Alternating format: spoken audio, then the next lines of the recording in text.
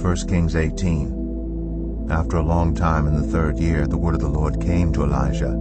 Go and present yourself to Ahab, and I will send rain on the land. So Elijah went to present himself to Ahab. Now the famine was severe in Samaria, and Ahab had summoned Obadiah, his palace administrator.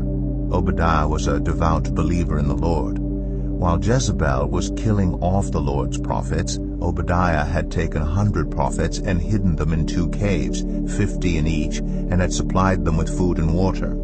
Ahab had said to Obadiah, "Go through the land to all the springs and valleys. Maybe we can find some grass to keep the horses and mules alive so we will not have to kill any of our animals." So they divided the land they were to cover, Ahab going in one direction and Obadiah in another.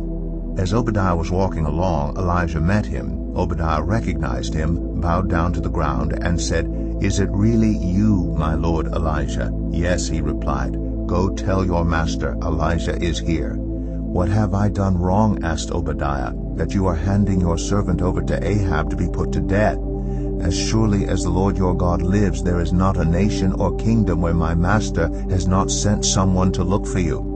And whenever a nation or kingdom claimed you were not there, he made them swear they could not find you. But now you tell me to go to my master and say, 'Elijah is here.' I don't know where the Spirit of the Lord may carry you when I leave you. If I go and tell Ahab and he doesn't find you, he will kill me. Yet I, your servant, have worshipped the Lord since my youth. Haven't you heard, my Lord, what I did while Jezebel was killing the prophets of the Lord? I hid 100 of the Lord's prophets in 2 caves, 50 in each, and supplied them with food and water.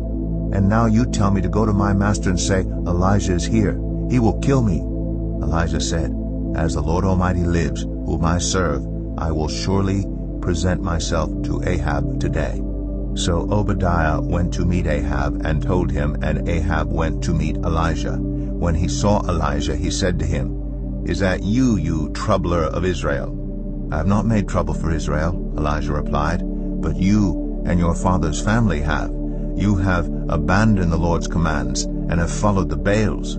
Now summon the people from all over Israel to meet me on Mount Carmel, and bring the 450 prophets of Baal and the 400 prophets of Asherah who eat at Jezebel's table." So Ahab sent word throughout all Israel and assembled the prophets on Mount Carmel. Elijah went before the people and said, "How long will you waver between 2 opinions? If the Lord is God, follow him. But if Baal is God, follow him." But the people said nothing.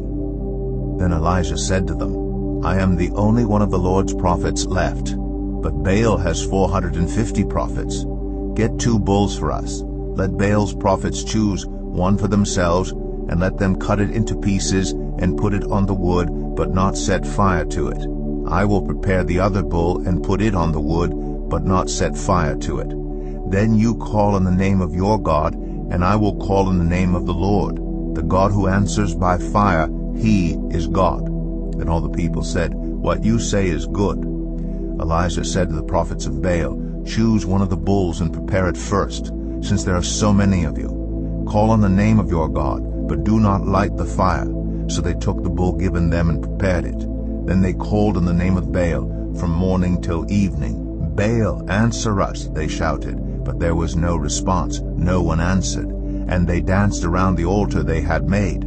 At noon Elijah began to taunt them. "Shout louder," he said. "Surely he is a god. Perhaps he is deep in thought, or busy, or traveling. Maybe he is sleeping and must be awakened." So they shouted louder and slashed themselves with swords and spears, as was their custom, until their blood flowed. Midday passed, and they continued their frantic prophesying until the time for the evening sacrifice. But there was no response. No one answered. No one paid attention. Then Elijah said to all the people, "Come here to me." They came to him, and he repaired the altar of the Lord, which had been torn down. Elijah took 12 stones, one for each of the tribes descended from Jacob, to whom the word of the Lord had come, saying, "Your name shall be Israel." With the stones he built an altar in the name of the Lord, and he dug a trench around it large enough to hold 2 seahs of seed.